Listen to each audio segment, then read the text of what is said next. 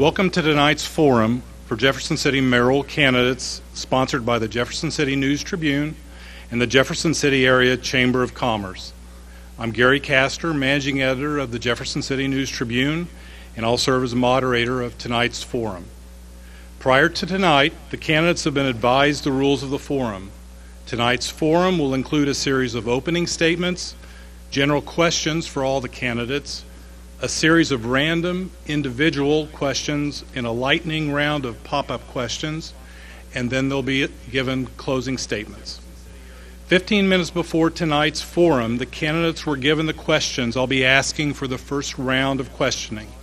In this round, each candidate will be given 2 minutes to respond to each of the 5 questions asked. The order by which they respond will change with each question. For the second round of questions, none of the candidates have received the questions in advance. In this round, each candidate will be asked a random question and will be given 2 minutes to respond. Any and all remaining candidates who wish to rebut or answer that same question are given 1 minute to respond. We ask the audience to refrain from expressing your support or opposition to a candidate by applause or making noise during the forum, as well as refraining from using a flash if you're taking photographs.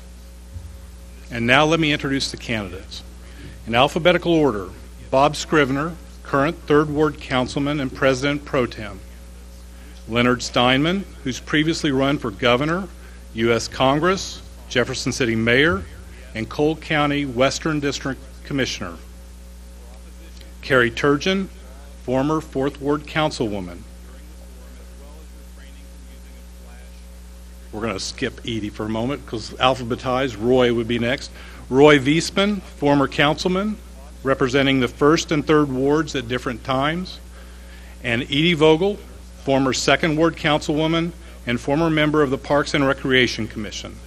There's a 6th candidate for mayor, Richard Groner, who was unable to attend tonight's forum.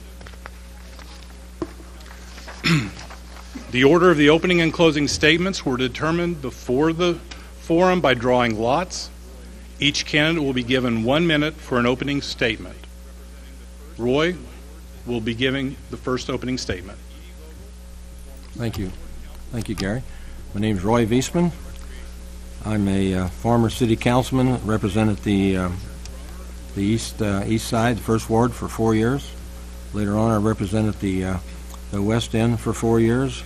I've been Mayor Pro Tem, Chairman of the Public Works Committee, Chairman of the Senior Citizens Committee, also was Chairman of the USS Jefferson City Committee. Is this thing on? How about this? Okay. Anyway, I think that to be the mayor of Jefferson City would be, in my opinion, you need to be an ambassador. You need to be the face of the city. I think that we have to actively go out and seek jobs. It's something that we in dire need. I get 30 seconds. And in the process of doing such, this job is going to have... That's it? That was quick. Thank you, Mark. Bob, you're next.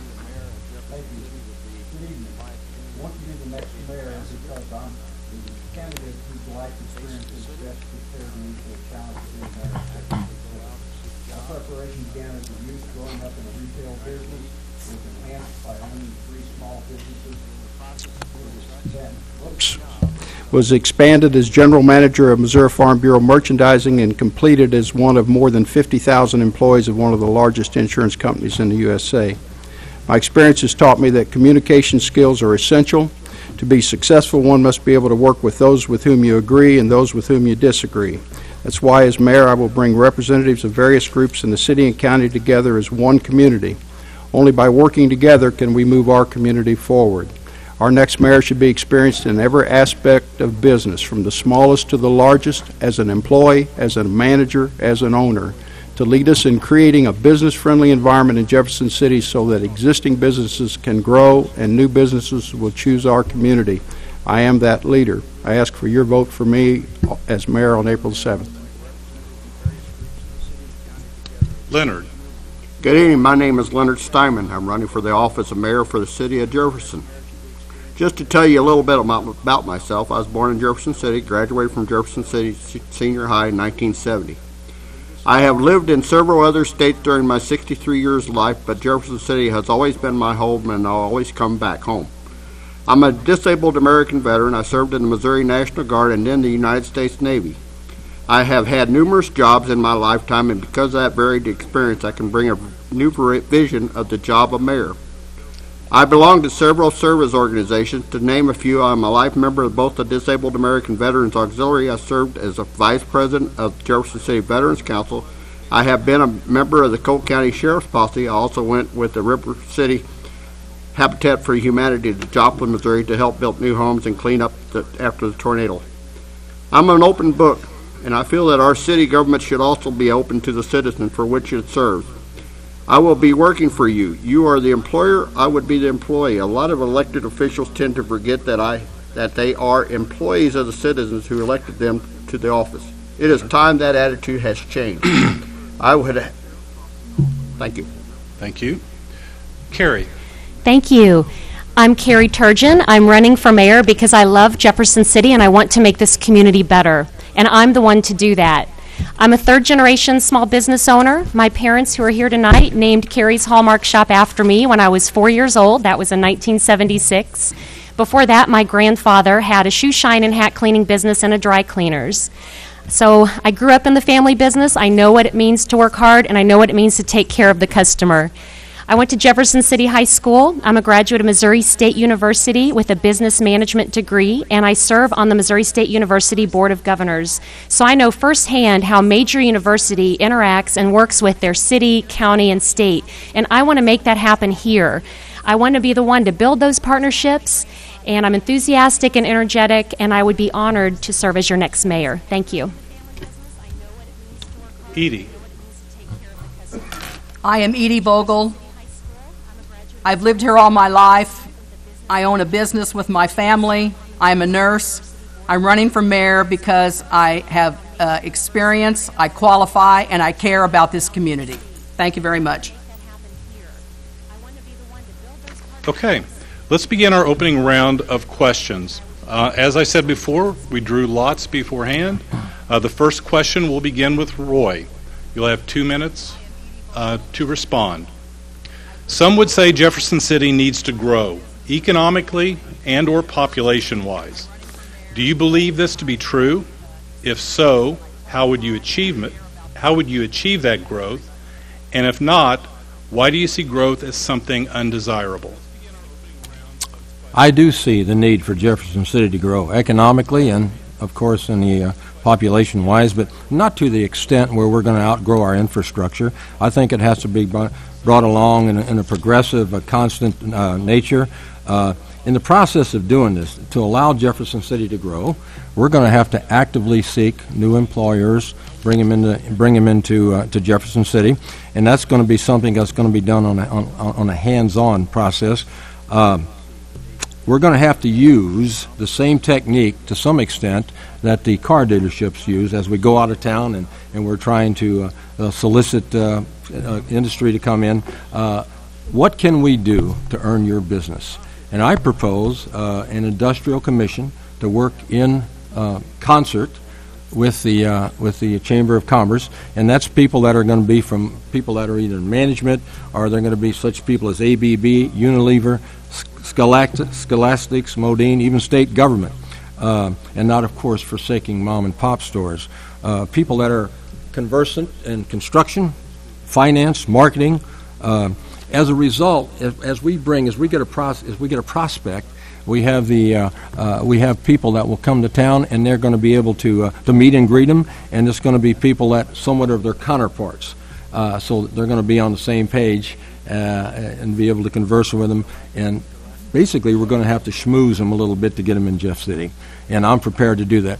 See, you understand, this job is not going to be, it's not just not going to be an advocation, it's going to be a vocation. It's going to be a job that's going to be, some people, I mean, we're all running for mayor here. I hope the understanding is that you better be prepared to work 40 to 50 hours a week. I am prepared to work that long in regard to looking at this as a new business.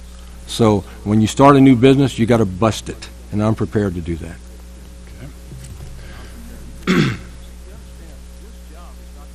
Bob. Thank you. For the last several years, Jefferson City has used the Chamber of Commerce as its economic development tool, and we partnered with the county to provide funding to the Chamber. I think that's been a plan or a model that has worked for the city. I think it needs to be tweaked. And so one of the first things that I would recommend is that we take a look at how we can better target, how we can better utilize that model. I think we've had success in the past where we've had businesses that were already located in the city, and we were able to attract businesses that were either suppliers or recipients of those businesses' products and services. So I would think that one of the things that we would look to do is ask the Chamber to target those types of businesses. I would look to leverage our ability for training at Lynn State Tech. I know they do a lot of training for existing businesses, and I know they have provided opportunity to train companies that wanted to locate here as well, train their, and that's been an attractive thing. I think we need to leverage Lincoln University. Having a university in our community is an asset that a lot of communities don't have, and I don't think that we have utilized that asset to the extent that we can. And so I would look to work with the president and staff and students of Lincoln University to see what kind of collaborations that we might have that would be attractive to bring other businesses and to help our existing businesses grow. So as a follow-up to that question, then, do you believe that growth is something to be achieved, or? Yes, I do. I'm sorry. I meant to answer that to begin with. Yes, I absolutely do. Revenues are flat at best, okay. And we need to grow them. Thank you. Leonard. To begin with, this is a bedroom community. Most of the employees that come in here are from other communities. We have city employees that live outside of the city and want to jurisdict the city. And the people that live in the city are getting frustrated with it, being told what to do by people that don't want to comprehend or pay the taxes that they're receiving. As far as growth goes, if we can't take care of what we got already, we don't need to be like Columbia. If you can't take care of what you have, it's not business attitude. You take care of what you got. If you can't take care of it, you don't add wages that other people can't match to. $44,000 a year to start out with as a city employee, riding around in a pickup truck with air conditioning while everybody else is sitting around trying to figure out how to make a living. We got to learn how to stop spending money we don't have, and we got to stop getting welfare money from the federal government, because actually it's our tax dollars we're giving back to ourselves. It doesn't work. Thank you. Carrie. Thank you. Yes, I do believe growth is desirable, and population growth is important, that we look at areas that could potentially be annexed, but there are neighborhoods out there, people saying they want to be part of the community, they want to be part of the city. Those are people we should be talking about. Slow, planned growth that's smart. I also believe population-wise that our schools have a huge impact on the desirability of people living here or relocating here. We don't want to lose population by people looking at districts outside of the city. We also don't want to lose people who are looking at mid-Missouri region when they could be looking at Jefferson City. So those are partnerships we can form, forming partnerships with neighborhoods that are interested in becoming part of the city, and partnerships with the school and how we can make that happen. I also feel economically that state employees are a key asset to our community. They should not be among the lowest paid and compensated in the country. And as a state capital, having such a large state population, I believe our city and council should have a voice in working with our state leaders, saying this is a very important part of our community, and state employees alone are a huge economic growth aspect. Some of our other largest employers we should be working with as well, such as Lincoln University. We often think of them as a school and not necessarily a huge piece of economic development. So those are all ways that we can continue to grow. And I also feel that for our existing businesses, business retention is key. We see a lot of businesses that fail or struggle, and I would really like to see us have an active role in partnering with new businesses and a few existing and make sure that they know we are there as a city and how can we make growth and development continue. And for new businesses, we should work with developers and make it easy and make them want to do business in our capital city. Thank you. Can we turn on the air conditioning? There's people in here sweating really hard. I will ask if it's possible to cool the room down a little bit. That would be great. Edie. I'll wait till the air conditioning. All right.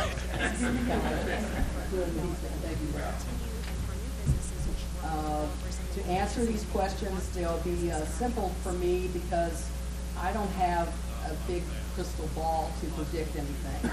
So the first one would be, yes, Jefferson City needs to grow. Yes, the economy and the population kind of need to be together on that.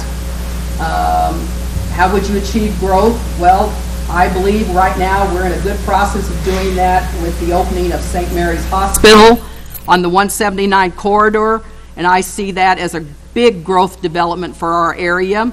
We can't go north because of the river. We can go south a little bit, but you must take into consideration planned volunteer annexation. Been down that road when you force something on people. It was a big fight. Don't want to do that again. I just feel like we have our infrastructure to be taken care of with the population we have.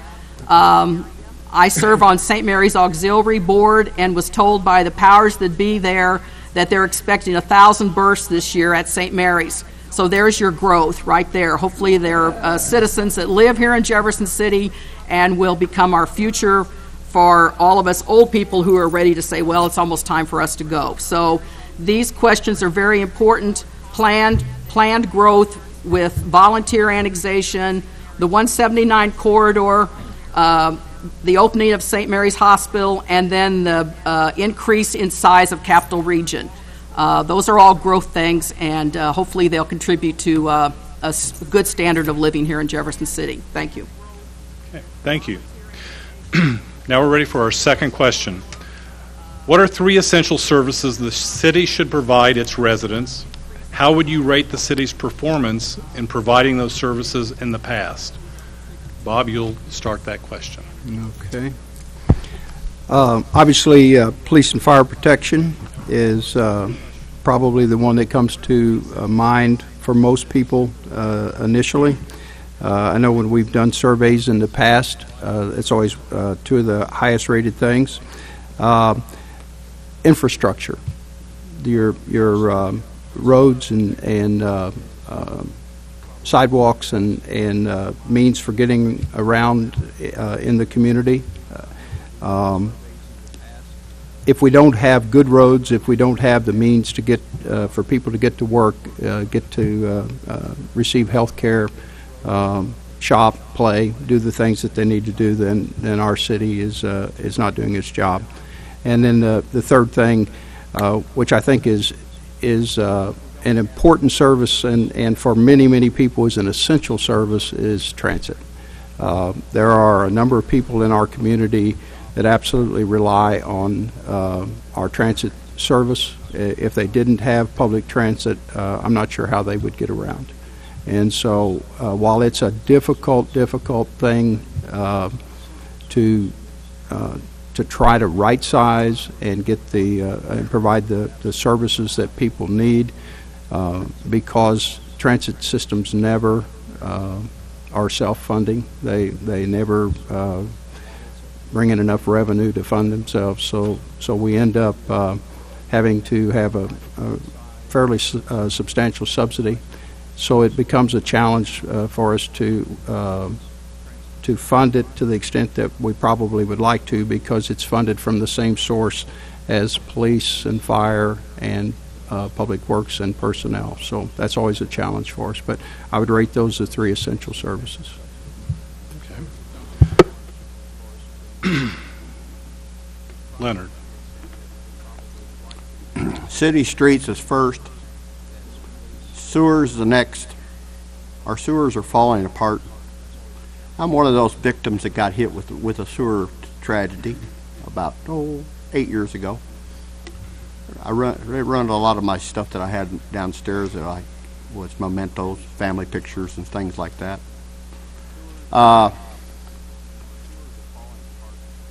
Property. There's only so much space in the city. I walked this city many, many times, many, many years. You cannot replace property.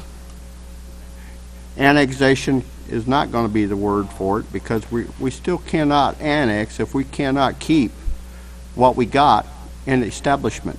And this is the problem. They keep wanting to spend money on annexation, annexation, annexation. Let's take care of the people that are here, and the ones that can't keep their maintenance up on their houses, let's buy them out, sell them to the realtors like they're supposed to be sold to, or put them on the auction block, and let's use that property and make it essential instead of just taking it and using it for our sewer and having to take care of something that's not paying back. Yes, we collect a little bit of city taxes off of it, but we're not making enough revenue off of that for the essential. And if you think about it, that's what we got to do. We got to take care of what we have. We can't just go out and grab more and more and more if we can't take care of it. And that's been the problem with the city of Jefferson since 1964 that I know of. Thank you. Carrie. Thank you. A safe community is my top priority, so my top 3 essential services would be police, fire, and public works. With the police department and fire department, we must make sure that they have the necessary equipment, personnel, and training to keep our community safe. With public works and infrastructure, I know if you look at snow removal, we are constantly looked at as an example from other communities of what a great job we do with that and how important that is. And we just wake up and our streets are clean, but you think about the personnel that works so hard to get us there. And also code enforcement falling under public works is important because as a council person, that was one of my toughest things, was trying to find a balance between neighbors and code enforcement and trying to solve code issues within the community, because it affects neighborhoods, values, and quality of life when neighbors are not following the code. So those are very important. The question asked to rate the city's performance in providing these services, and I think that's something that public safety, especially police and fire, we should never take for granted. We're very lucky. We have a safe community and wonderful departments with police and fire, so we want to make sure they have the resources they need, and that would be a top priority of mine, because we never want to take that service for granted and having a safe community. Thank you. Edie.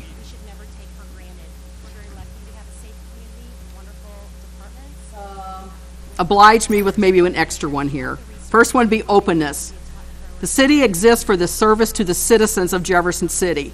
Tonight we have a big crowd here. I'm hoping that every council meeting you would all feel like you could come here and sit in this chamber, and if we're here till midnight, and we would listen to your concerns.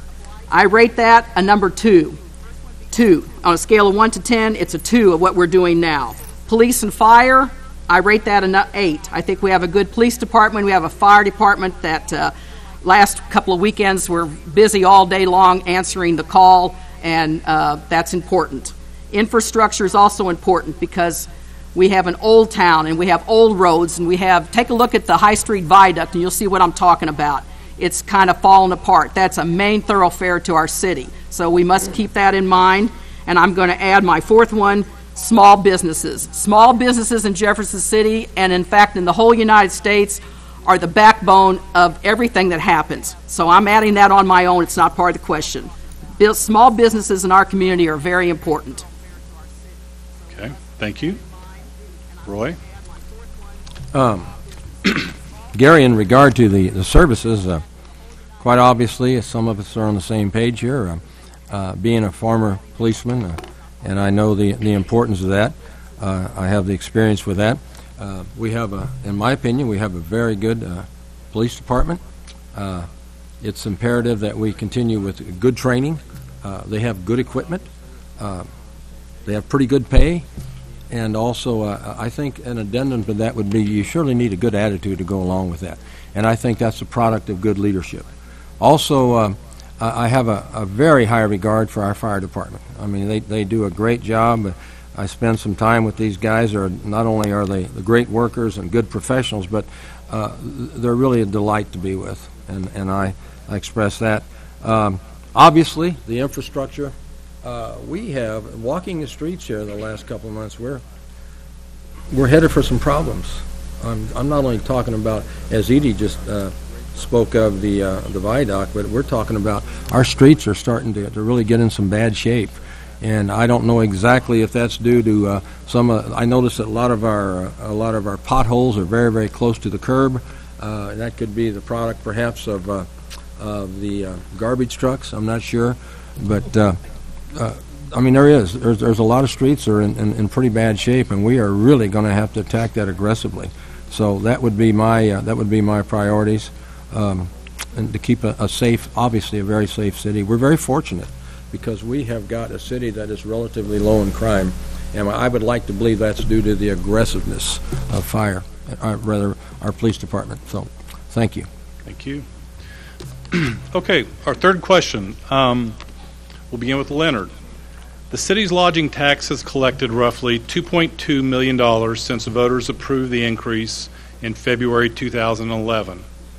While the last round of conference center discussions failed to produce a plan, many believe the concept deserves to be completed and see no other use for the expected $9 million the lodging tax will raise. Others believe the money can be used for anything that promotes tourism. Do you believe the funds should be used for anything outside of a conference center, and if so, why? The voters voted for one thing, and that's what it should be. The voters voted for it. The council didn't, the mayor didn't. Let's use it for what it was voted for.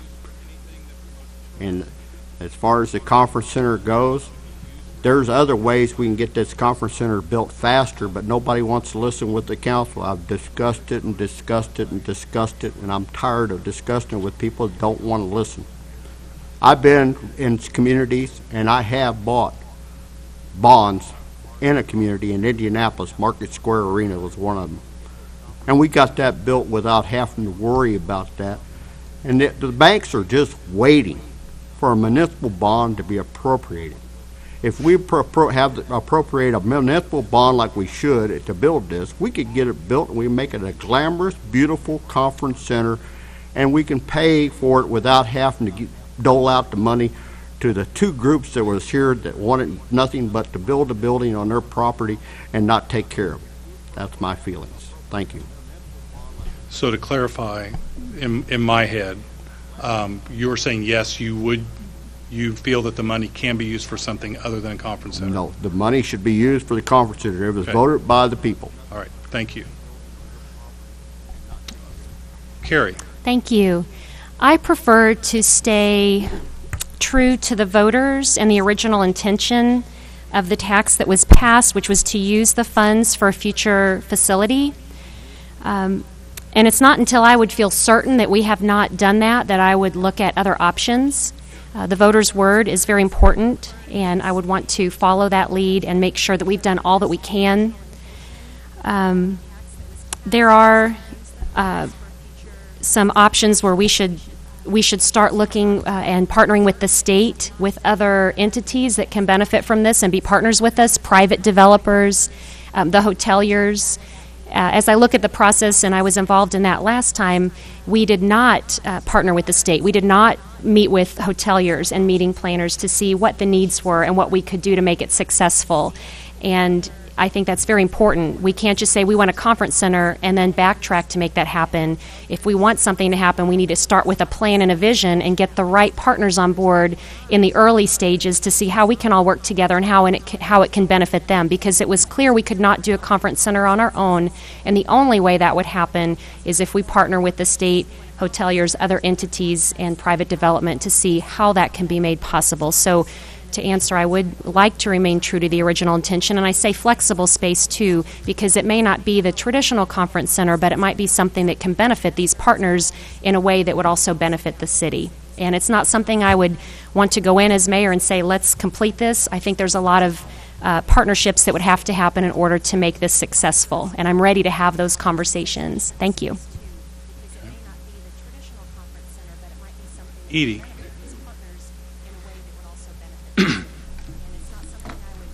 Not opposed to a conference center. Feel like we've beat it though to death with beat the conference center to death. Previous councils, when I served on the council, was the subject then. That's 8 years ago. Now the council that serves now has discussed it. I know we're collecting the money. I know the voters approved it. The last ballot issue in 2011 specifically talks and mentions in the last sentence of the ballot language tourism. So I think you have to consider that. If the people of Jefferson City want to pursue this conference center idea, I recommend they contact their council people and let's get the ball rolling again. Like I said, I'm not opposed to it. It's a tricky deal. I think private enterprises should have built it a long time ago if they thought it would be successful, and I see that we haven't had that done. So it's a very touchy subject. Not opposed. The money keeps growing. Council needs to make the decision of what they want to do with it. Okay, thank you. Roy. Touchy subject, Edie, you're right. That is probably the hottest subject in Jeff City. It's a very hot subject. I mean, it produces anger. People are, they get venomous, they get vituperous about it. I mean, they'll fight you for it.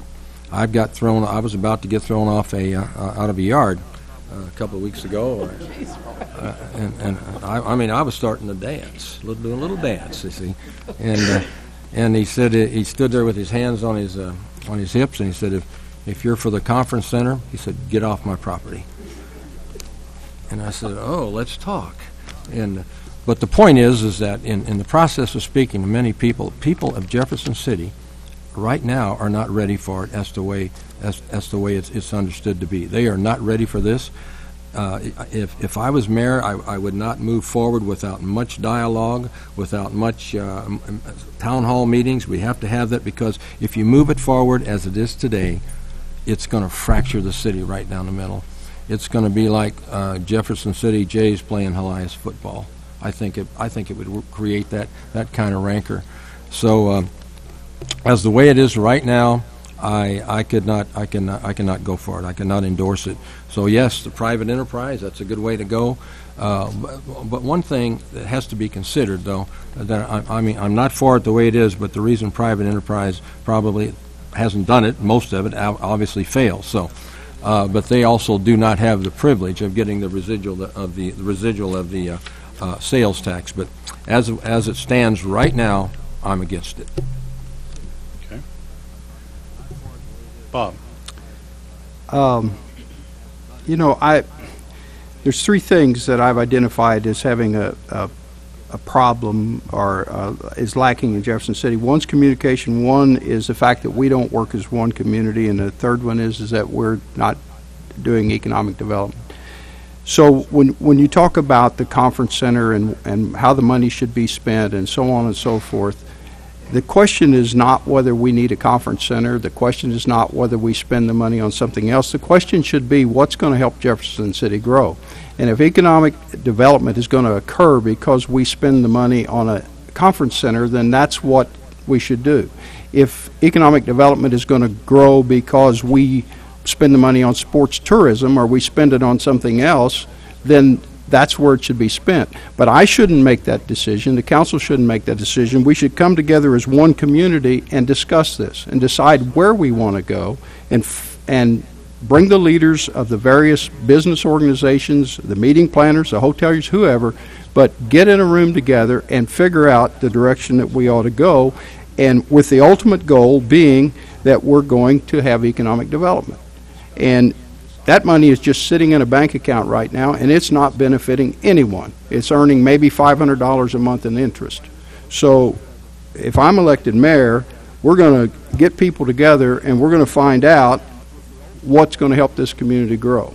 And we're going to put the work in and do the work necessary. We're going to communicate with each other, and we're going to decide what we should do with that money, whether it's a conference center, whether it's something else. Okay.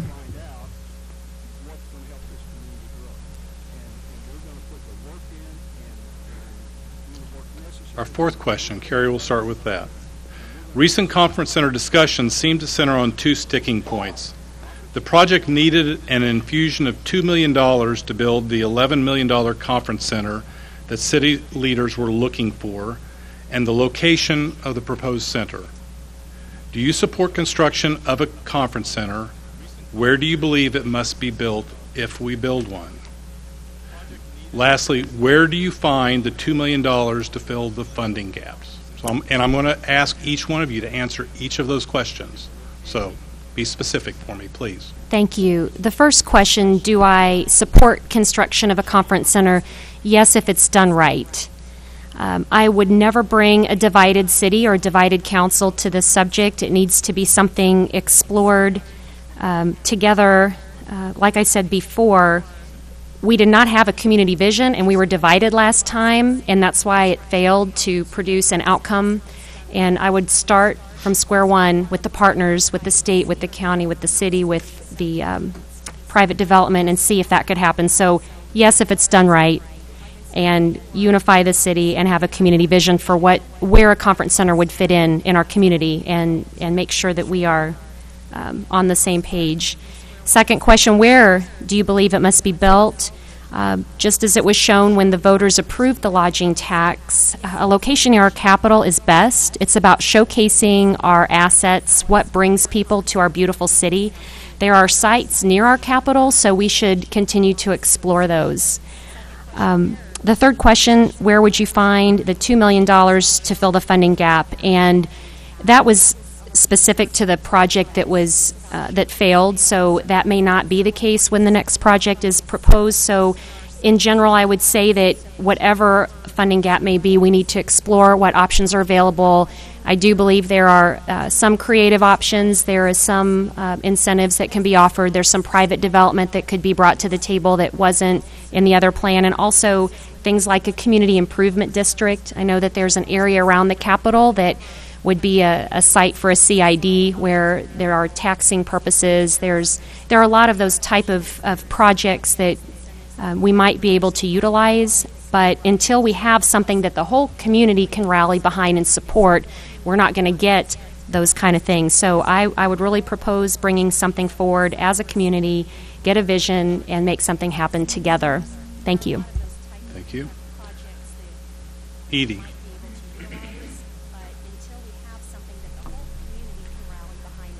Okay.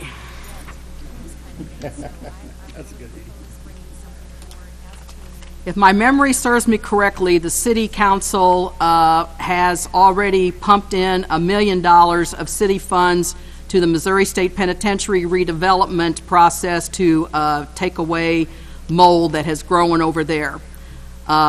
So to me, that's a big investment, because right now I see the MSP develop. I know it's not the conference center, but bear with me just a minute. I see that as our development plan here for tourism.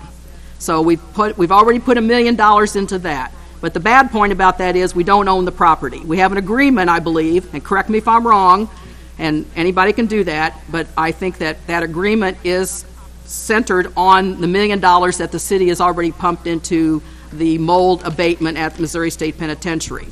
Okay, so that kind of nullifies the $11 million conference center leaders were looking for in the location of the proposed center.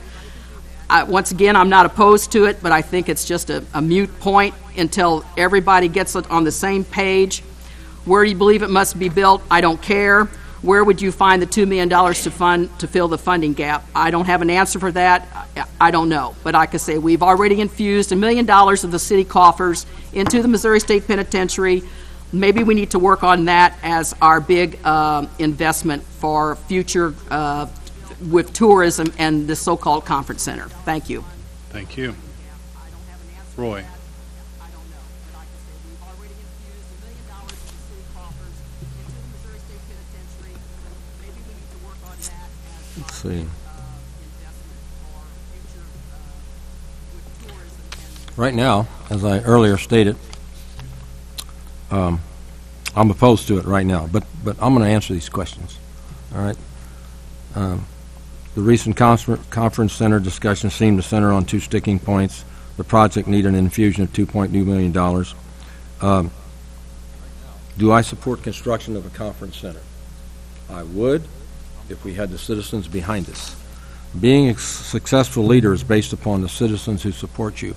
I think before we, initially 2 months ago, this was a moot point. I mean, I don't know how this all got fired up again, but here we are. But we have obviously have got to work in concert with the city. If we don't have the citizen support behind us, how can we move forward with this? I would hate to think that we're arrogant enough or we're hubris, that we're smarter than the people that we're representing, and as a result, that we know what's good for them. I think, but before we move forward with any of this, we have got to impart knowledge, we have got to impart information, and we have to be on the same page. And as a result, if the citizens of Jefferson City are behind us, I mean a large percentage are behind us, it would be a go. Then we could get into the specificities of it. But right now, I think, as far as I'm concerned, I think that's something that's still out there, and it has to be dealt with the citizens of Jefferson City.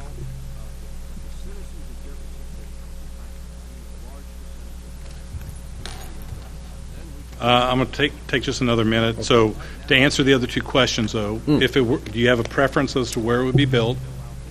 If we did build it, I would think downtown area probably, or perhaps as we move forward with the Missouri State Penitentiary, we're looking at some there's some private developers that are interested in that. They're probably, I don't know if they're talking to them specifically. I heard they were. That would be a good place for it, right? There's 147 acres there. I think it would blend in quite well with that particular area. And the other question is, and again, if you had the opportunity to build one, how would you address the funding gap? Private enterprise, state, and we've got $52,000 a month coming in. I think we can coordinate these three factors and move forward with that. Okay. Bob. Like I said earlier, I'm for economic development, and if someone can show me that economic development would occur because we had a conference center, then I would try to, I guess, use my position as mayor to inform and communicate with citizens and hopefully help them to agree that it was something that we needed to do. I wouldn't be in favor of not doing it if we didn't have consensus that it should. Wouldn't be in favor of doing it if we didn't have consensus that it needed to be done. For the record, I do want to say that the money that was spent on the mold remediation ended up being about $750,000. As far as where it needs to be built, I was on the record as saying that my preference would have been downtown when we were considering the other locations, all things being equal. But they weren't equal. There was one proposal that in my mind clearly was better than the other. I felt like the other proposal was incomplete, and I don't think that we should ever burden ourselves with something that has the opportunity to not succeed. And so I thought we were better off to do nothing than to do something that might not have been as good as it could have been. Where would I find the money? Well, if we're truly one community, I always felt that the county should have probably participated in that. Certainly the state should probably participate. The state would benefit. The county would benefit. The funding is, that's something I think we can find, but certainly I don't know where it's at right now. I will say this, our funds have gone from an average of about $45,000 a month to about $50,000 a month. So that's growing, which means that we can fund a lot larger bond than we could have before. So some of that gap will be filled by that growth in lodging taxes. Okay. To ask you directly, though, did you have a location that you, Oh. are you flexible in location, or? You know, it's funny, we were arguing over downtown and the mall. My preference would have been the prison site. I think it would make a great anchor on the end of Capitol Avenue, and we could develop Capitol Avenue into a historic development, and we have the Capitol on one end and the prison on the other end, and I just think that would be best. But that would be my personal preference. That was never a choice for me. Thank you. Leonard? We made a mistake in 1982-83. Mr. Hammond, Mr. Marriott come in here. They were going to build it for free. We wouldn't even had to have done what we did. But our city council forefathers didn't even think about it. Yes, I'm a little older than a lot of them, and I paid a lot more attention even though I didn't live here. Preference, where it's going to go, Broadway Street, because it's a blight. When people get on the CB, and they still get on the CB, look at that dump. And they're looking at the Capitol, and they're looking at the blight of Broadway Street. If we would work with Central Trust Bank and make an offer with Central Trust Bank where their parking's at, we could make one of the most glorious, most advantaged places in the world. This is the mid of the United States. A lot of people don't seem like that. I go to a lot of conferences all over the United States for what I do with DAV. I've been asked, we have DAV meetings here every year at the Plaza Hotel. We don't need to have a hotel. All we need is the conference center. We have enough rooms in the city of Jefferson to take care of 6,500 people. 6,500 people in a conference center is a big conference center. So let's think about it that way, and let's don't spend money wastefully trying to put rooms and compete against the people that are in the market.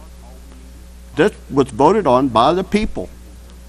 The people should be in charge of that money instead of sending it over there to take care of Jay Nixon's wannabe prison over there that belongs to the federal government, and he's trying to get it back up into shape so he can give it back to the federal government. Let's stop doing that and let the state take care of their own equity. Thank you. As far as the funding gap, how would you address that? I addressed that a while ago. Mutual funds. If we put out a municipal bonds and we have the people, instead of just having, well, we're going to have a barbecue for this, a car wash for that, if everybody just chip in together and we say, hey, we're going to build this conference center and we're going to do it exactly the way we want it built because we are the people, the citizens of Jefferson. And that's what a mayor should take in consideration. The sooner we get it built, the sooner we got more equity coming back in instead of just putting it out and restoring property that's not ours. Thank you. All right, our fifth question begins with Edie. Some would say the current transportation system seems to be designed primarily to bring state workers to jobs downtown from 8 to 5 on Mondays through Fridays. And by this, I'm referring to the bus system, the transit system. Yes. I should be more specific in my question. I apologize. Well, good for you. What would you do to make our transit system more suitable for people who work at other jobs and for those who want the services on weekends and evenings? I'll plead guilty to the bus system because I don't know what the ridership is of it. So I'm going to kind of leave that go. I think most people bring their cars to work. They don't ride on the buses. And if I'm wrong, I stand corrected. Transportation system for the other people who live in the community and are trying to get to their jobs, very important. I mentioned at one of our other forums that I thought we need to look into the Uber, the transit system that I think the state legislature is discussing. I don't know that much about it, except I think it's a good idea. You'd have to pass all the sniff tests about people using it or the people that are providing it. Also, I don't have a problem with the city through grants, which is how they usually obtain buses, to find out if we can get smaller buses.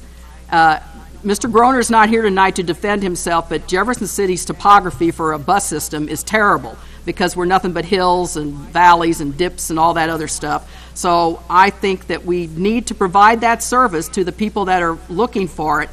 but we need to find other ways besides bus, or we also need to add on weekend bus service for people to get to where they want to go instead of having to get into a taxi cab and pay a lot of money. So I like Uber, and I like smaller buses, but we have, as a city, with the city council and people participating in it, we need to look at that issue very carefully.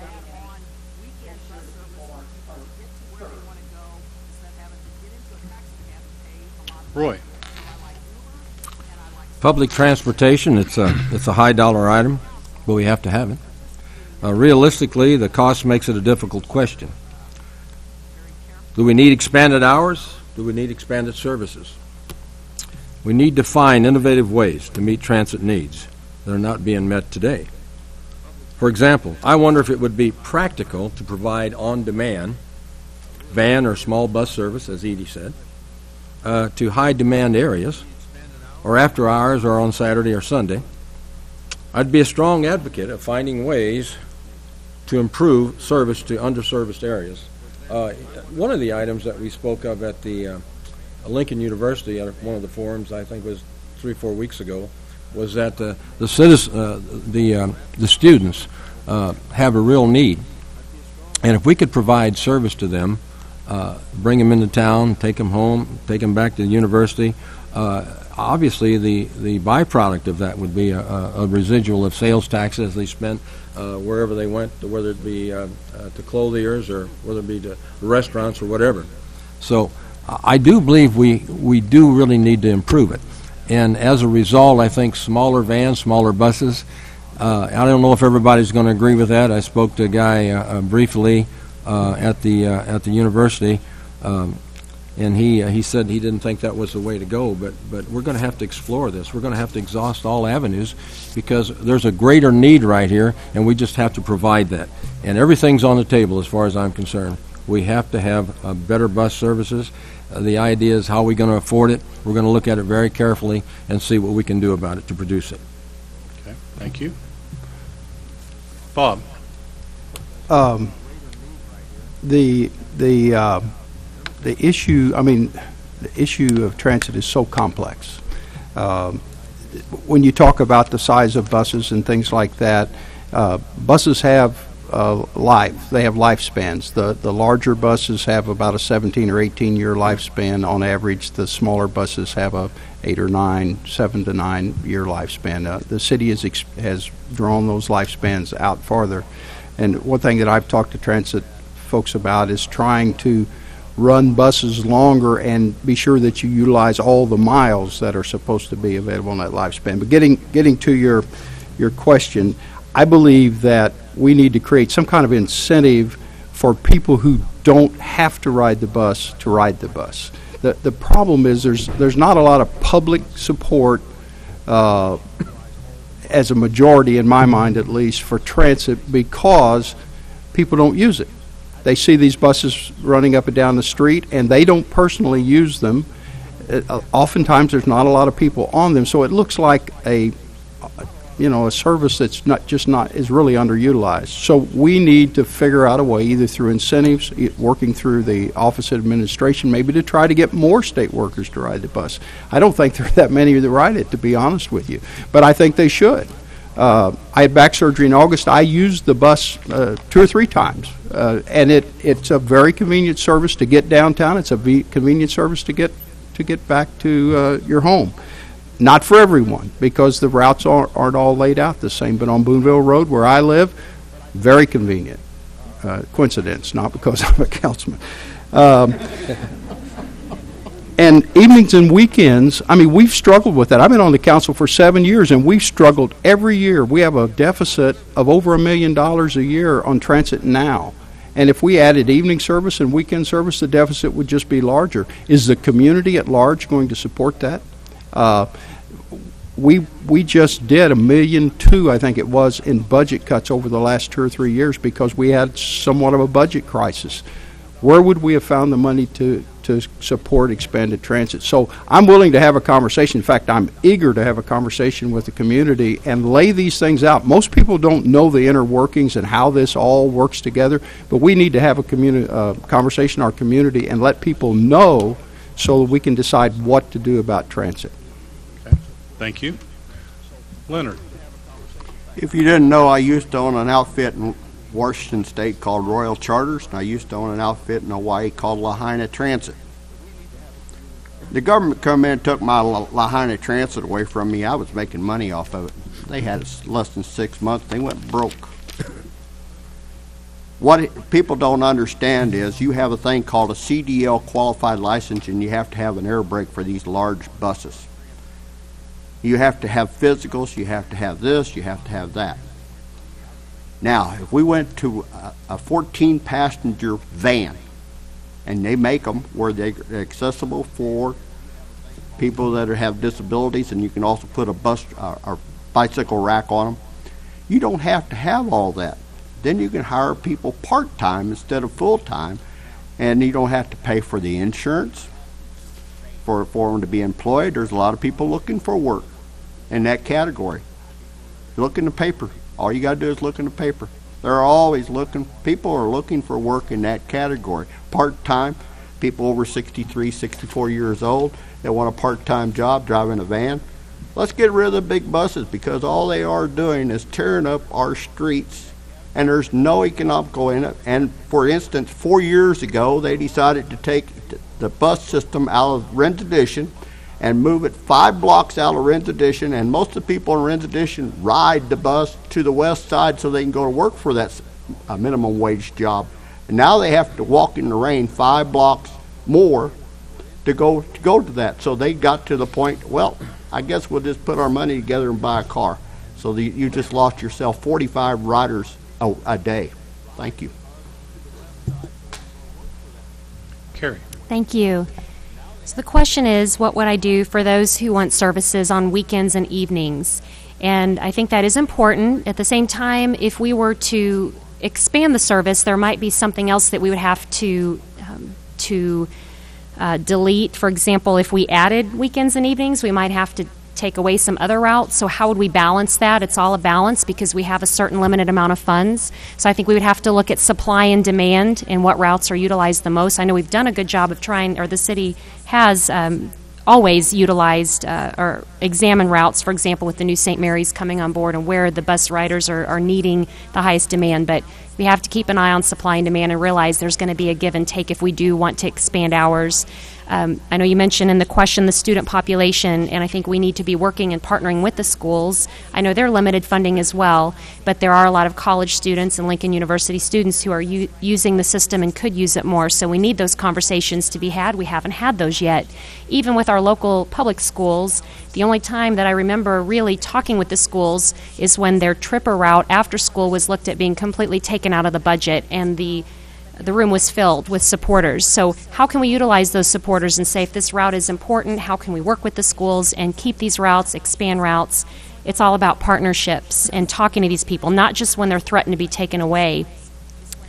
I feel like the last round in the budget, as I served on the council, when bus routes were talked about being taken out, there was a lot of momentum from a citizens group that wanted to meet, a citizens advisory group, and finally, I think a year later, they were finally given the chance to form a group. And I would like to hear their recommendations, the ones that utilize the service, and see what they can bring back to us on a regular basis and examine that, not just during budget time. We should be hearing from that group. There's an enthusiastic group, a lot of momentum. Let's listen to the people. And had come to committee meetings and weren't given a voice, so I'm glad finally a year later that they were allowed to speak. So thank you. Okay, thank you. So that concludes our 5 general questions rounds. We're going to take a 5-minute break and come back, and then we'll start with individual questions.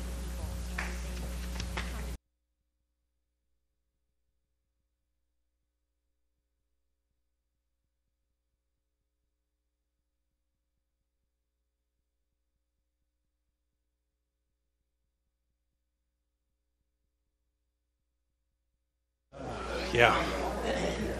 We'll see. It's going to be interesting to gauge how the responses from the candidates will be for some of them. Yeah. Okay. Okay, let's get started again.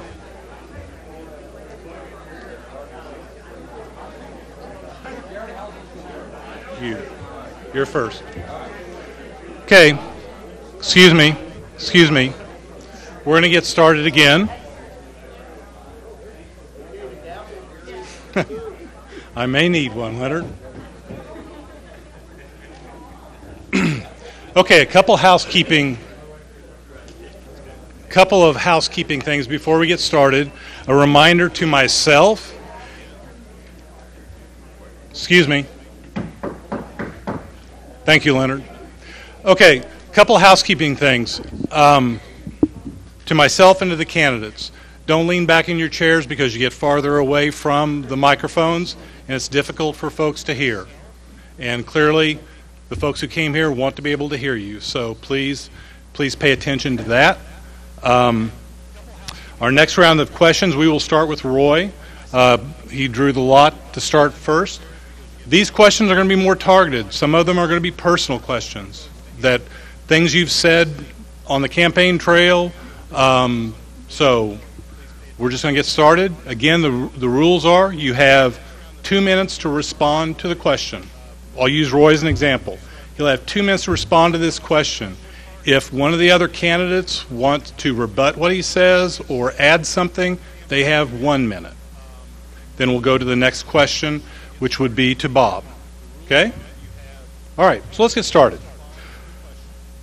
Roy, you've often mentioned reviving an industrial commission to help attract economic growth in Jefferson City. You did earlier today. Recently, the inability of the city to attract large industry has been criticized as an outdated approach to economic development. Your idea of recreating an industrial commission seems to fly in the face of that logic. So explain to me how an industrial commission operates in today's economic climate. I think that's a good question, and now you guys can hear me. Good, because I was on the council's actually 8 years, and it seemed like we had better mic systems back then. It seemed like we could lean back and you can still hear us. I still have faith in people, Gary, irrespective of what particular, if that comes down as a poll or however that was documented or qualified. But I think we can put strong people together, strong people that are bright, that are in the are leading. They have a stake in the game.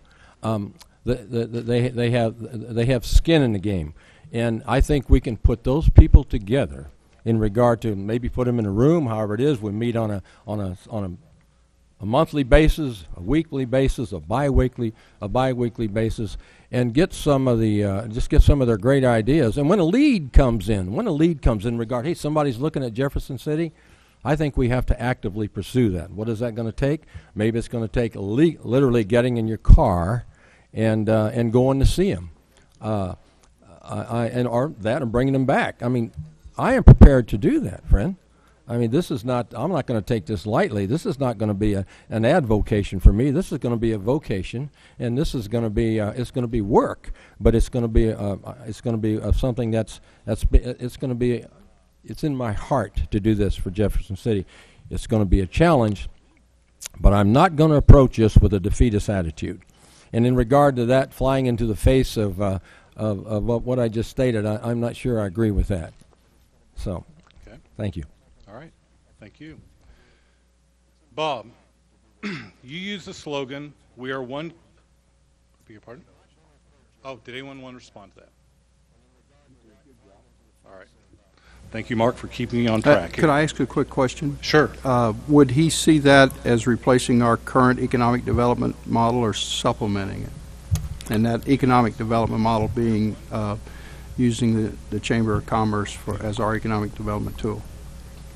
Bob, thank you for that question. I actually see him working in concert, just kind of giving them some help, and giving them some fresh help, some people with that have the generally when you volunteer something like that, you're really gonna put your heart in it. It's not going to be dull and mundane. And that's how I see it, working in concert with the chamber. And by extension, I'll jump on to Bob's question. So you would be the one appointing the members of the Industrial Commission. How would that work? Well, I think we'd go out and search the community, and it would be something. I wouldn't be on the commission, but I would attend all the meetings. That's the way it would work. and somebody very, very active and be willing to take advice, take counsel, and act to that, act to those thoughts and those recommendations. But ultimately, I guess to my more pointed question, how would that industrial commission be formed? Who chooses who these guys and gals are? Well, I think that would be something that would be the mayor's choice. I think that's the way I would pursue it. Okay. Any other comments from the other candidates? Okay. Second question. Bob, you used the slogan, "We're one community." In recent years, the community has shown, though, that it doesn't always operate in that spirit of unity.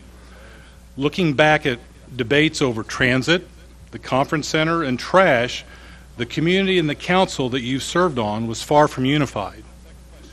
How specifically would you work to achieve that unity within the community? Well, I think that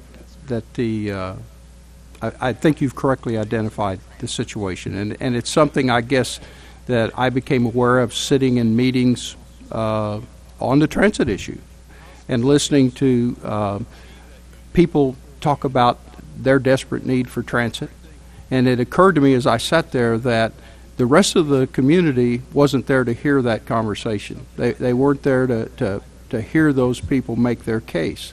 And so I proposed at that time that we form a community group made up of representatives of the business associations and the schools and the business people whose employees ride the bus, people who healthcare providers that where people are riding the bus to get to the healthcare provider, because a lot of those people don't ride the bus themselves, and that we do it in public. We do it in such a way that the community become aware of the need.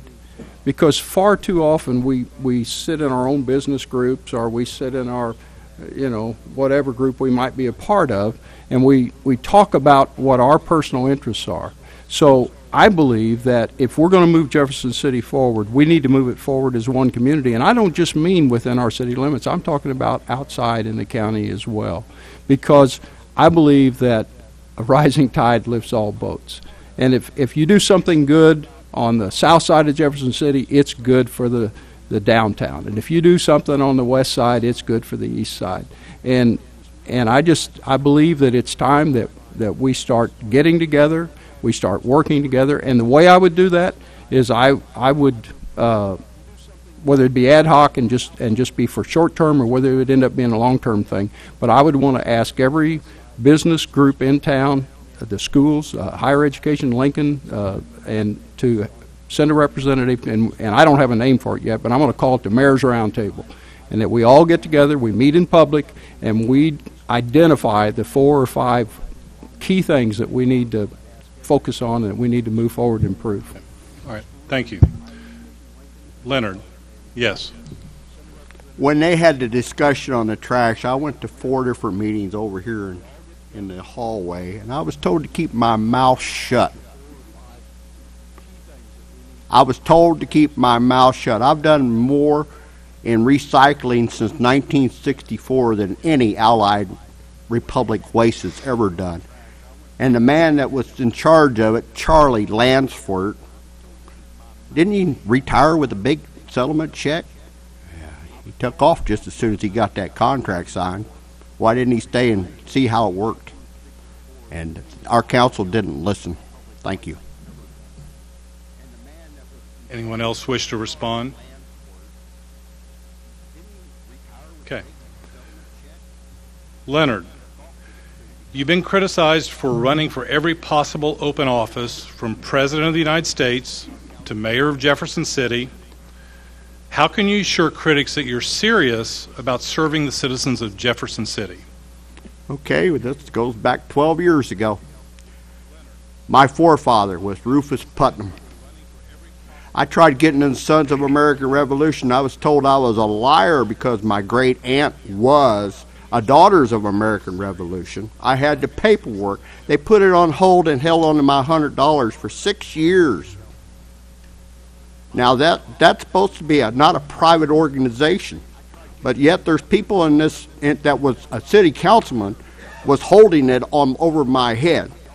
This country was started in Jamestown, Virginia, by Peter Lee Hugh.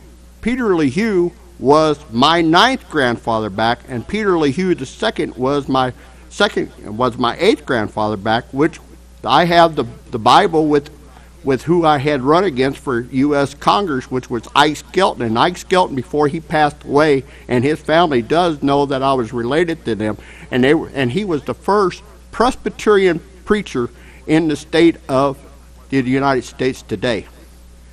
That is my destiny.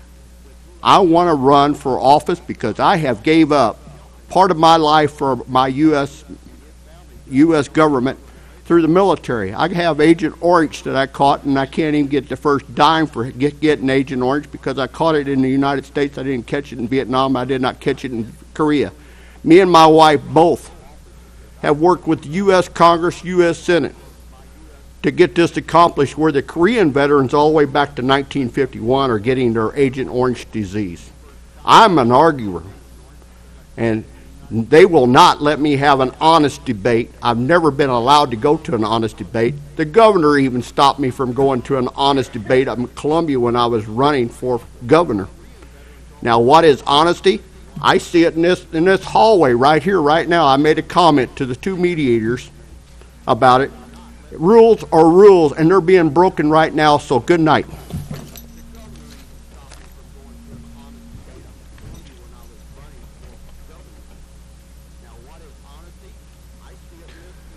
Anyone wish to respond? Leonard, don't leave.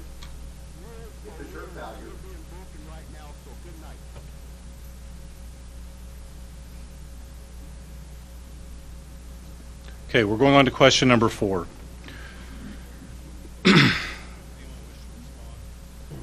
Carrie, some have criticized you for being too focused on growth of the downtown to the exclusion of representing the rest of the city. What would you say to those critics? Thank you. Yes, I've had a big role in the success and growth of our downtown. Over the years, we've come a long way. There were a lot of vacant buildings a few years ago, and I think it's proven that what I can do to an area that needs attention. I've been able to work together with groups, work together with the Downtown Association. I was president for 2 years, was able to serve on the board and make things happen and make it a beautiful downtown we can all be proud of. So yes, I do have a business there. I've grown up having a family business there. So yes, I do feel it's important. Also, though, I think it should be important to everybody in the community. It is a community asset. It's the heart of our community, and it's where our visitors come. We are the state capital. Our downtown is located right within the capital district, so I think it's important that our downtown looks nice, and I'm proud that I had a role in that. So I think I'm proven what I can do and what I can accomplish, and if I can take what I've started in the downtown and spread that to the entire community, that is my goal. There are a lot of projects and ways that we've worked together and done development very smartly, and I would like to see that happen throughout the community. When you look at retail development, there are other areas in our town that need it, and I know what has made that work.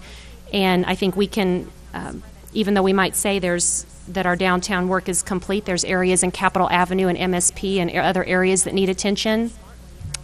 And when I do hear that question, because that is a concern, I can assure you, when I represented the 4th Ward, which is the southwest part of Jefferson City, I was consistently meeting with neighbors in their homes. It's one of the things I enjoyed most about serving on city council. The phone calls, the emails, the questions. It was on a consistent basis. Almost daily I took phone calls, and I prided myself on working with neighbors, bringing them together with city staff. But those are things that the public doesn't see, so I appreciate this forum so I can have a chance to say that, because that's probably the biggest thing I did as a council person, was meeting with the neighbors and finding solutions to issues all over the city. And I'll tell you what I heard the most is people coming to me and saying, I know you're not my councilman, but here's what I'd like to say. And I pride myself that I always followed through with those concerns, no matter where they were in the city. Thank you. Thank you. Edie. Oh, I'm sorry. I just want to say one thing. I've always said, and I've been asked many times, questions about my relationship with Carrie was on the council, and I always said that she was probably one of the best councilmen at serving her members of any. That she was high energy, high enthusiasm, and what have you. But I can't let it pass that she received calls from all over the city, because we all do. We all get calls, and we all service our constituents. So that's just something you do if you're a council person. Okay, thank you. 1 minute. I would say that that is true, Bob, and I do appreciate that. And I hope I didn't say that I was the only one who received that. I'm sure that we all did, but I often heard that. Thank you. Any other? Okay. Edie, some have questioned how you could serve as mayor when you openly ignored the city's laws regarding mandatory trash service. What would you say to those critics?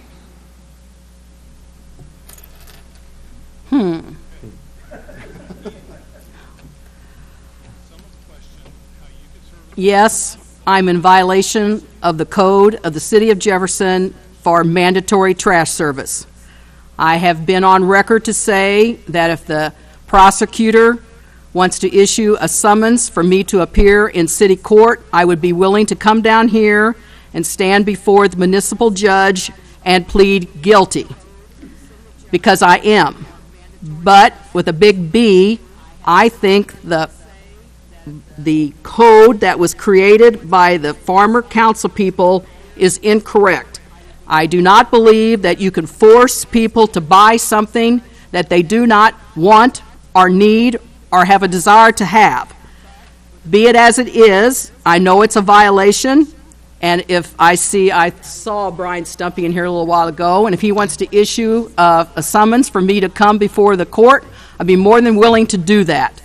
But right now, I feel like my constitutional rights were violated by ordinances that were created, as Leonard so graciously said a few minutes ago, not right. Even though the council passed it and the citizens did vote for it, you need to realize that I am a strong woman, and I'm not going to do something that I don't want to do, and that's buy trash service. Now, if I had trash all over my yard, the code enforcement people could come to me and cite me with existing codes that exist for that kind of a problem. So, sum it up, I am in violation. Issue a summons for my arrest. I'll come down here and appear before the municipal judge. Anyone else wish to say anything? Bob? Boy, Edie's a good friend, and I don't want to be argumentative, but I just wonder what other ordinances that are passed that would be all right for other citizens to ignore. Any other comments? May I respond back? Yes, you may. I agree, Bob, with what you are saying, but in this situation, I'm going to stand by my right as a citizen. One other thing, if that trash stuff would have been made a city public utility, then I would be taking part in it very openly and very freely.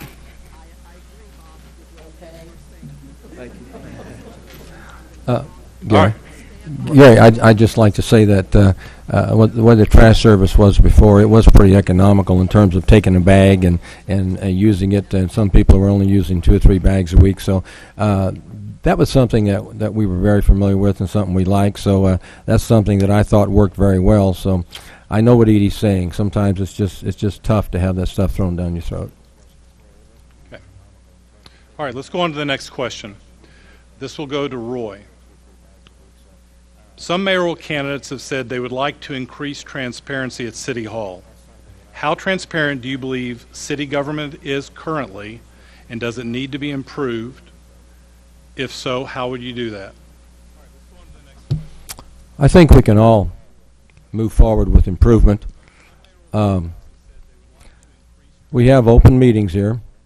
I think most of the time when we do have executive session, it has to deal with personnel or contracts. So that's something that you probably can't open up at that point. I think a mayor that's the face of the city, somebody that's an ambassador, that absolutely gets out in the city, goes to a lot of functions, is somebody that totally cares, just totally cares about the citizens, and it showed it showed by your character, your demeanor, your behavior, and I believe there's something that you can do to foster trust, and that's done by design, that's done by habit, and it's done by character, and I believe that's something that we can do to improve this. Yes, we can always do better. Am I going to heap aspersions and criticize what's going on at this point? No, because I don't have any facts to substantiate that. But yes, we can do better, and I would make a concerted effort to do better. Okay. Would anyone else like to respond to that question? Bob?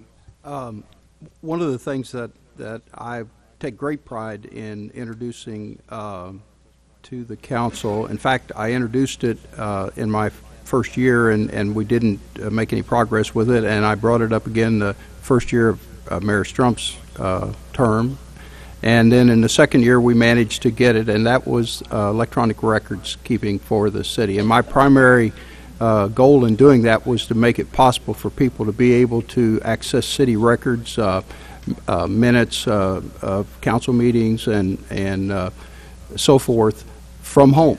That you can get on a computer and actually have that. You don't have to pay a sunshine request or something like that. So transparency in city government's always been a goal of mine. I pushed hard to get that through. The rest of the council saw the value of it and voted for it as well.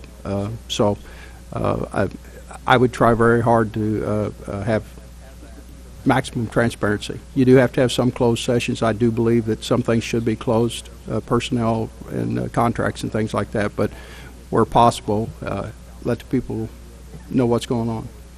Thank you. Would anyone else like to respond to that question? Okay. Bob, currently, the Jefferson City Area Chamber of Commerce is contracted by the city and county for economic development services. Do you believe the Chamber is the right avenue for economic development, or is there another option you believe would work better? I'm willing to look at other options, but in my mind, from what I've seen so far, I think the Chamber is the right model. I think it's worked well. If you look back in the history of our city, the initial organization that came together to get a bridge across the Missouri River.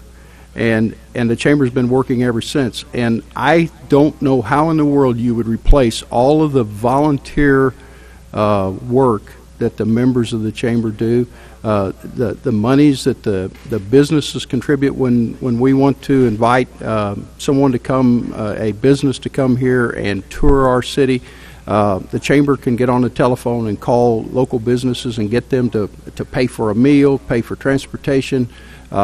If they need to get a group of managers together, factory managers here in town together to meet with a group, they can do that. And not only that, but if you look at the recent report that the Chamber gave us on the economic development, the city and the council, or the county together, put about $335,000 into funding the Chamber, and yet they spent over $500,000 in economic development, and that extra money came from Chamber membership. And so I think we're getting a lot of effort for our money. Has there always been success? I don't know how you actually measure. I don't think that if a business comes to town or not is the only measurement that you can use, because there are a lot of things that determine whether a business ultimately decides to come here. So what I measure is the effort. Are they contacting businesses? Are they sending out the materials? Are they going to the meetings? Are they making the effort? And I think they are. And so does it need to be tweaked? Probably. And if I'm elected mayor, we will have a conversation about that. In fact, the Chamber's already kind of started that conversation already. So I like the model. Okay. Carrie. Thank you. I believe we need to fix the perception in the community that the money that is spent on the Chamber for economic development is not money well spent if we're going to continue to do so. I know there may be other entities, and that's something that might need to be explored, but I do think that especially in the recent years, there have been things that the public is unsure of, and even the council. And it is hard to measure economic development, and I realize that, but I think it is also gives us an opportunity as a council to decide what specifically we want, and I would like to see the chamber making an effort to come forward maybe at each meeting to give us an announcement of what they're doing and what's happening. I think we can have more frequent communication rather than the annual report that the council typically gets. Thank you. Okay, thank you. Anyone else wish to respond to that? We are getting a quarterly report rather than an annual report. Okay, thank you. Okay, our next question goes to Carrie. Infrastructure in some parts of the city is crumbling. Absentee landlords have control over many deficient structures in the city. Code enforcement is unable to prevent blight. Do you see this as a problem to be addressed? If so, what would you do to address this issue? Absolutely, it's a problem. It's an issue. When I was on city council, it was one of the biggest things I dealt with was code enforcement issues and properties that were not following code. And with the limited resources that we have in code enforcement, it is important that we are targeted in what we're doing and that we don't have to send our code enforcement officials there on a consistent basis. We need to be, I think, a little more proactive so some of the properties don't get to the condition they are before. We need to be a lot more active before that happens. There are some properties that have been well beyond their years, and we should have been active in having a role in keeping them up to speed well before now. I know there's some houses that are almost falling down, and it's not fair to the neighbors. I would like to be a little more stern. I think I've been involved in situations where the city has been very agreeable to allowing a property owner 30 more days, and it becomes a year, and the property is still in the decrepit condition, and it becomes a hazard, and it's not fair to the neighbors. So we need to have a more active role. I would also like to utilize resources such as the Historic Preservation Commission, which is a commission of the city, and also Historic City of Jefferson, because some of those people have resources where possibly we can approach some of these landlords that either are not interested in fixing up their building and decide what is it going to take to move that house into others' hands and to make those improvements. And if they're not, they need to know very clearly that we have codes for a reason, and if they don't follow the code, there will be consequences, because we can't have our community fall into such disrepair. Thank you. Any responses to that? Bob? This is a very, very difficult thing to deal with. The way code enforcement works,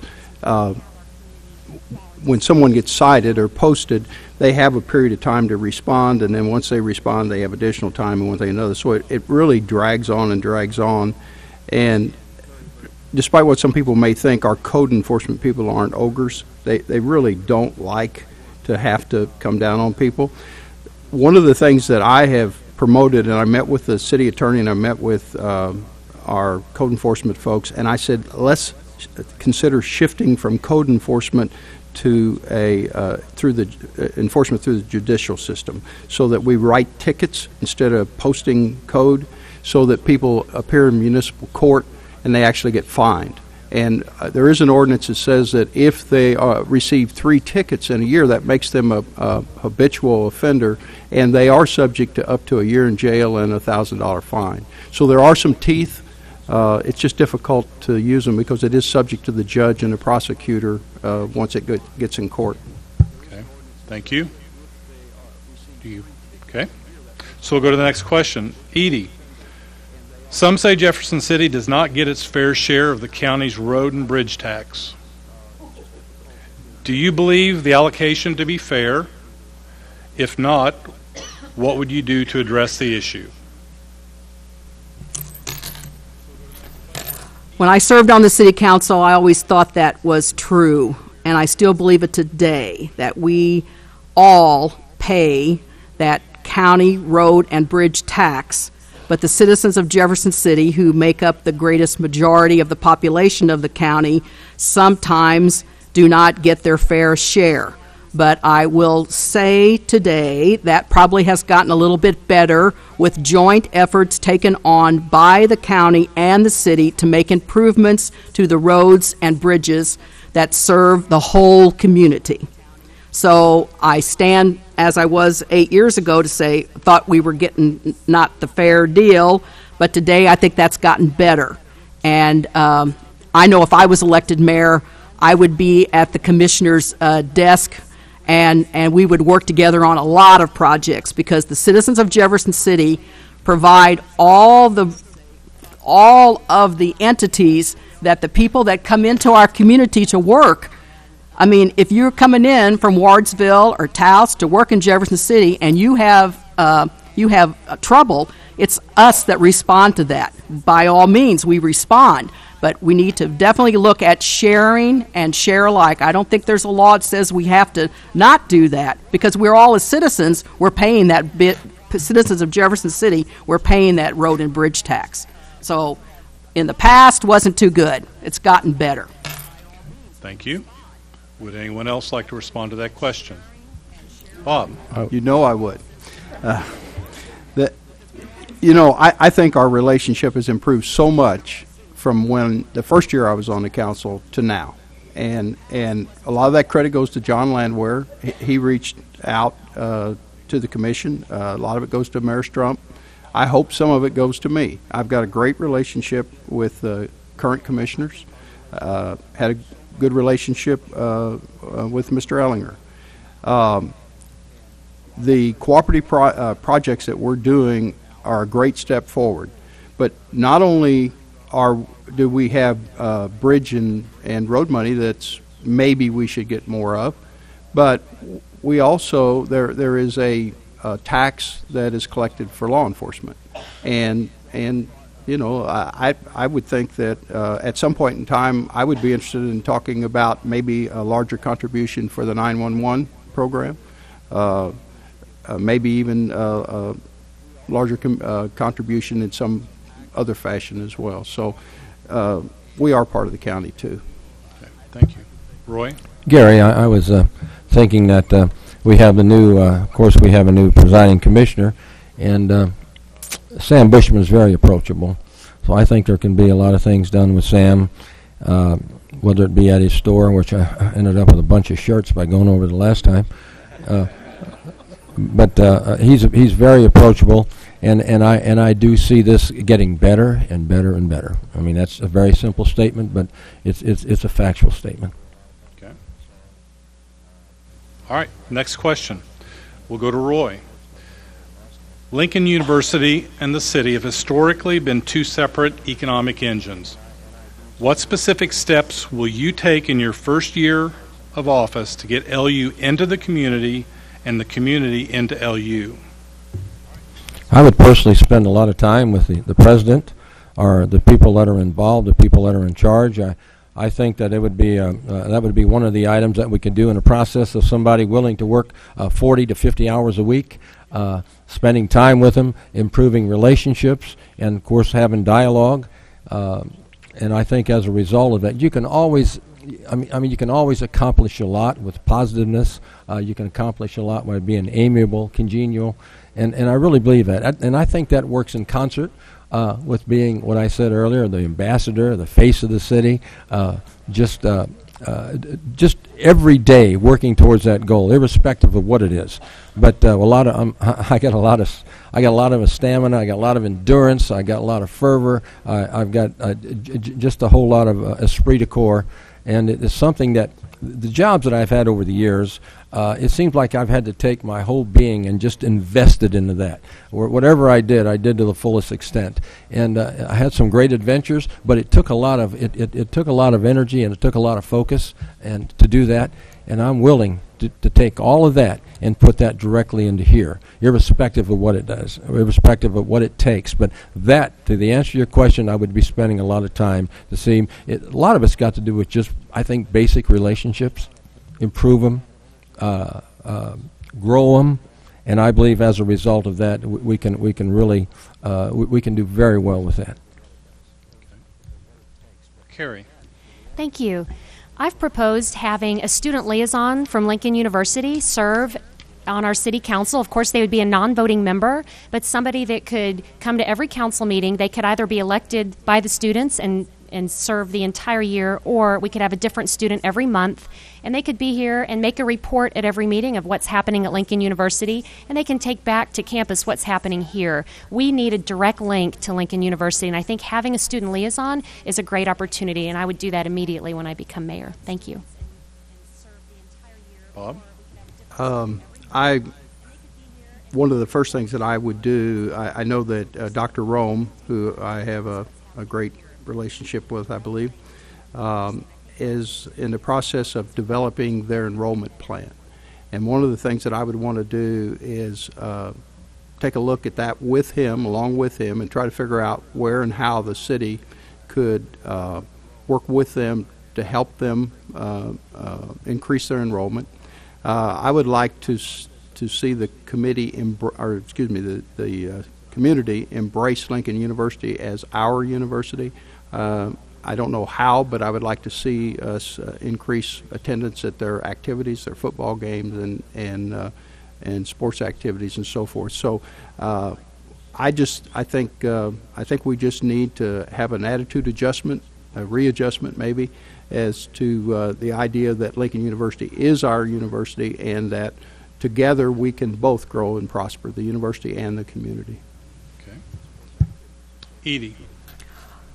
I want to put up the yellow caution flag here in a situation that is about to occur, which I am for, but I believe there has to be great caution in the proposed recreation center on Lincoln's campus with the Parks and Rec Commission, which is part of our government here in Jefferson City, even though they have their own little tax structure that we pay sales tax on. My caution flag is to the powers that be that are going to make that decision.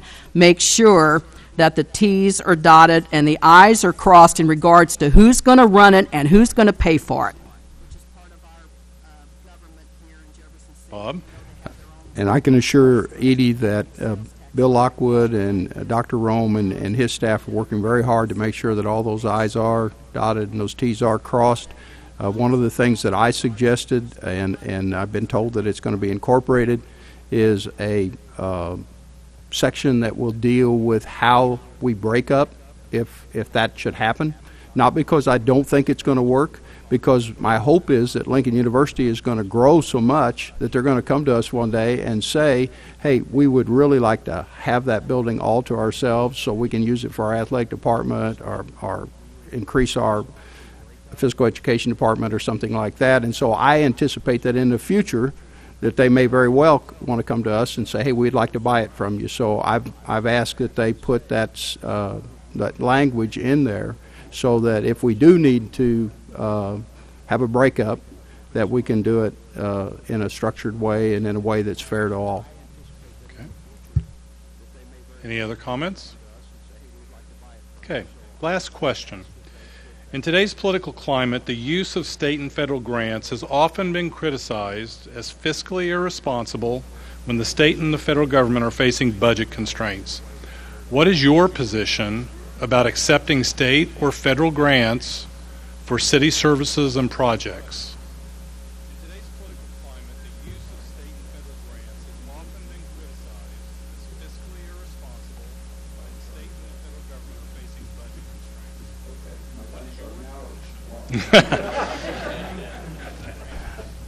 Well, I've already had my share, right? Is that it? Okay. Well, I look at it this way. There are so many things that we have done that have been 80% funded by a state or federal grant, and we couldn't have done them without that. My personal preference would be that we don't take money from the federal government. And when I first came on the council, I guess that was kind of, I was really principled then, I guess, but I've become practical now. And I understand that the things that our folks want, if we're going to provide them, we have to find funding where we can. And so, there's probably not a week goes by that we don't accept some kind of a federal grant of one kind or another. So the grants that are tough for me and the ones that I have a hard time voting for are the ones that say, okay, we'll pay for it this year and maybe next year, but then the third or fourth year you have to fund it all yourself. And that happens a lot of times with personnel. The police department will come to us frequently and say, we can get this grant and we can add 3 officers for 3 years, and they'll pay for it 100% for 3 years. But after the third year, you have to keep it for a fourth year or maybe 5 years. And then after 5 years, you don't necessarily have to. But once you have established that situation where you have, you've hired 3 or 4 people, and now they've got a job and their families are relying on that job and everything else. So those are the hard grants for me, are the ones that comes with the strings attached that says you've got future obligations. But for me to take 80% to go out here and build a city street or something, I don't have any trouble doing that. Okay. Carrie? And it would depend on the project, but I also believe that the grants and incentives can be helpful, and there are times when if we don't act on them, other communities might, and so it would be a disservice if we did not act on that when we could use that to our benefit when other communities might pick up where we haven't taken that opportunity. But we'd have to keep the budget in mind and make sure it's not something that we were not able to fund into the future. Thank you. Thank you. Roy? Gary, I think that if we were to be the first to say, we're not going to take any more of your money, we're not going to take a dime, and then if everyone would do that, of course we could stop it. But in the process of doing that, we're going to deprive our community. I mean, that's just the nuts and bolts of it. So it would be very difficult to decline that. If everyone else would, that'd be great, but it's not going to work that way. So I would have to be in favor of that. Okay. Edie? Common sense will tell you that the money that you're talking about is all of our money, because we're paying taxes to the federal government, to the city, to the county. You go into a store and you buy something, that sales tax is there. So common sense will tell you that's all of our money, but I'm going to have to kind of agree with Roy. It's hard to swallow not taking the money because you feel in your heart that it is your money. But man, when you got to deal with the federal government on some of this stuff, it is. Okay. Thank you. Okay, so we're at the point of the program where we're in our closing statements. Each candidate will be given 3 minutes to share his or her thoughts. We'll begin with our regular order. Roy, you begin in the order. Is this it? I'm done after this? Yes, sir. I can leave? We will turn your microphone off. Oh, thank you, Gary. There's been a lot of things said the last 2 months. Actually, there's been I think we've had 6 or 7 of these, and in the process, a lot of us have been on the same page because we have the same things in mind. Many of us have the same things that we'd like to see accomplished. We're probably going to have to go out a little differently. And this is how are you going to facilitate it? How are you going to effectuate it? Sometimes you can extrapolate by, this is what I'm going to do based upon what I've done. And I think that's a good measure to use. There's various ways that our personalities will affect this.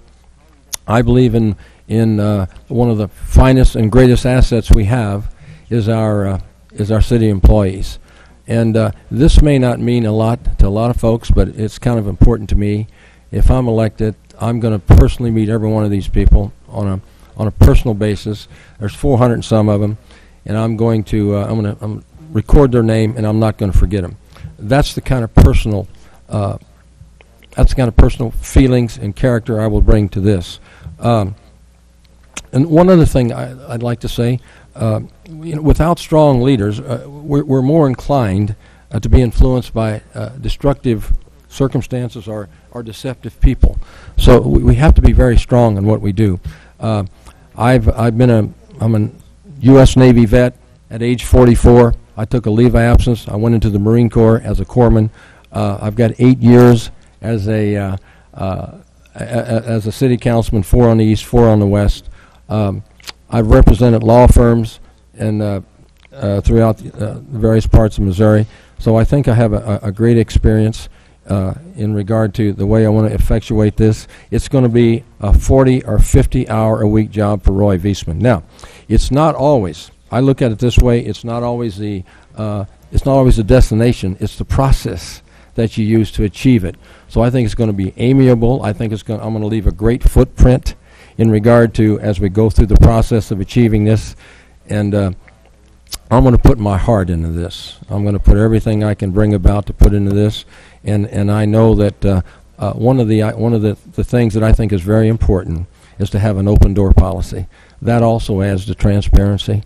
Open door policy, you can come in, you can speak to the mayor, and anybody can speak to the mayor, irrespective of who it is. And that's the kind of way. Obviously, we're going to be putting people together. We got state, we got local, we got county, and there's a lot to be done with the governor. There's a lot to be done with the leadership of the legislature, and I'm going to pursue that very diligently. Thank you.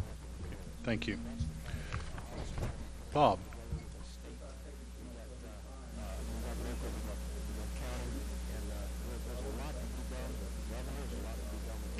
Speak. We can't hear you. I'm sorry. What I was trying to say was I want to thank both of you. You've done a great job. I want to thank the audience for being attentive and very polite in their attention. Citizens of Jefferson City have a responsibility on April the 7th to choose wisely the person who will lead our city for the next 4 years.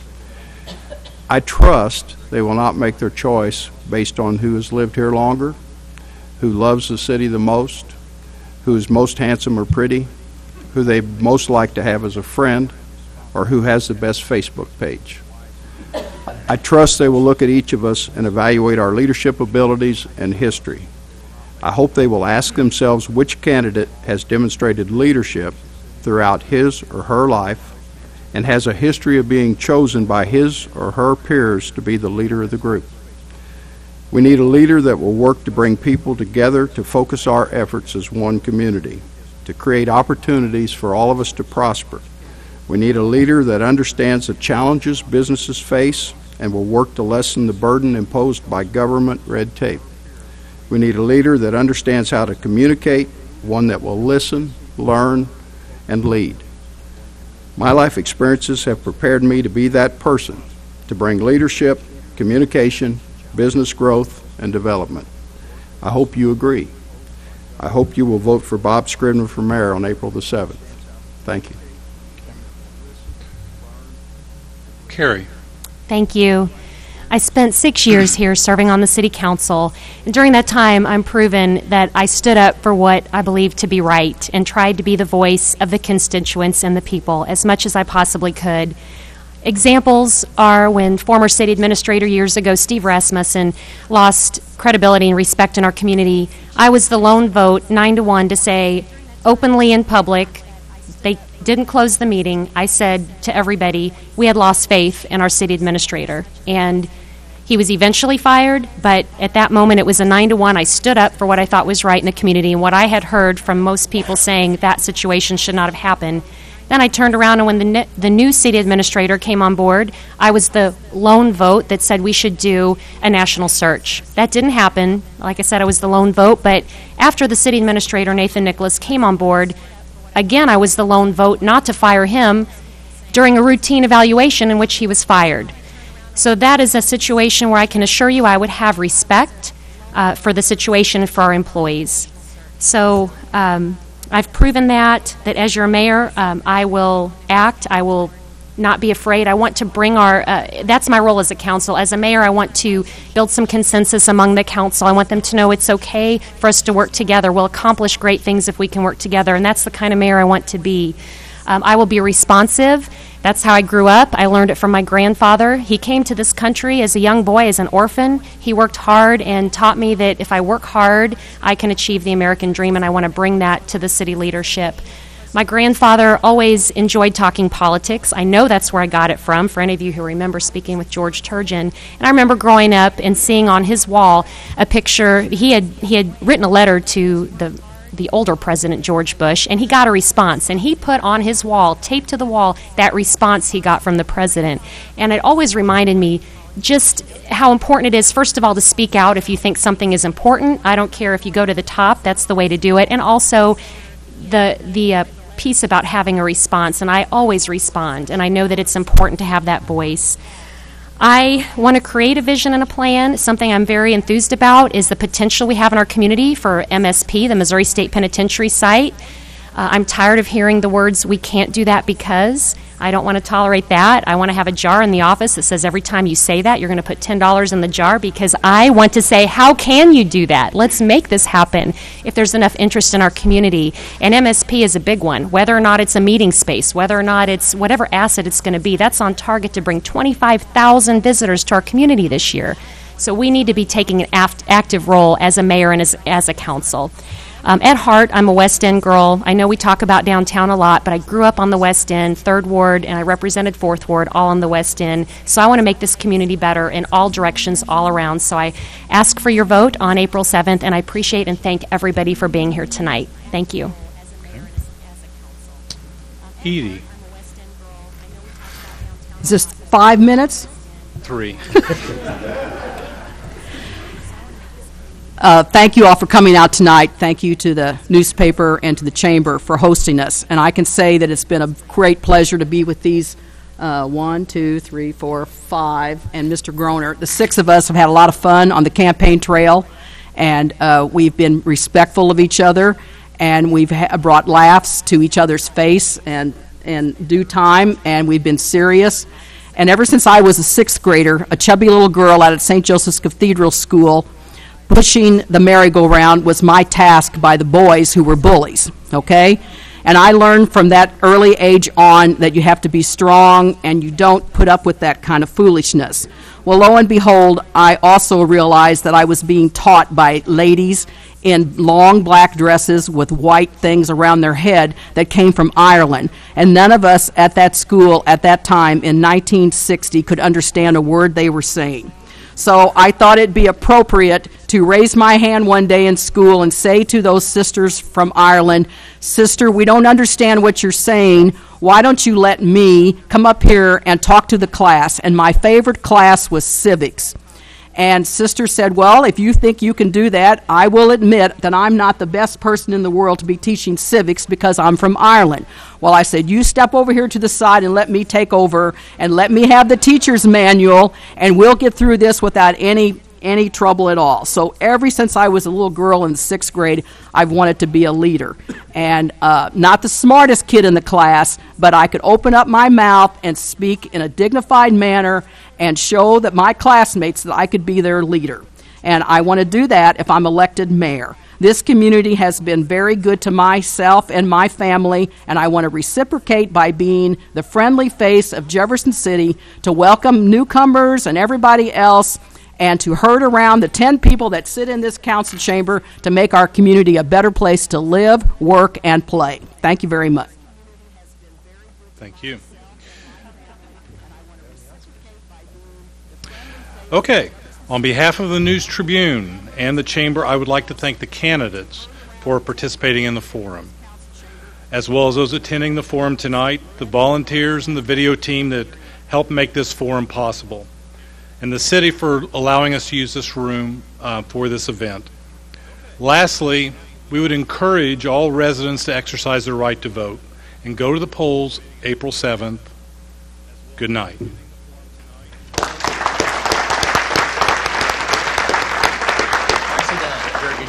Thank you. Thank you.